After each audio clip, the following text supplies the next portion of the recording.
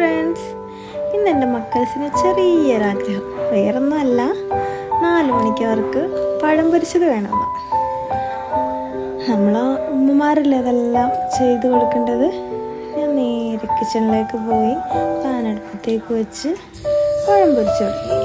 പഴം പൊരിച്ചത് മാത്രം പോരല്ലോ, അതിൻ്റെ കൂടെ നല്ല ചൂടൻ ചായയും കൂടി വേണ്ടേ.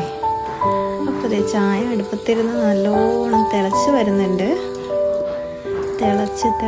തിളച്ച് മറിഞ്ഞ് വരവ് കണ്ടാൽ തോന്നും ഇപ്പം താഴെ ചാടുന്നു. പക്ഷെ താഴെ ഇതും ചടിയില്ല കേട്ടോ. അങ്ങനെ നല്ല ചൂട് പാരുന്ന ചായയും നല്ല അടിപൊളി ചൂട് പാരുന്ന പഴംപൊളി.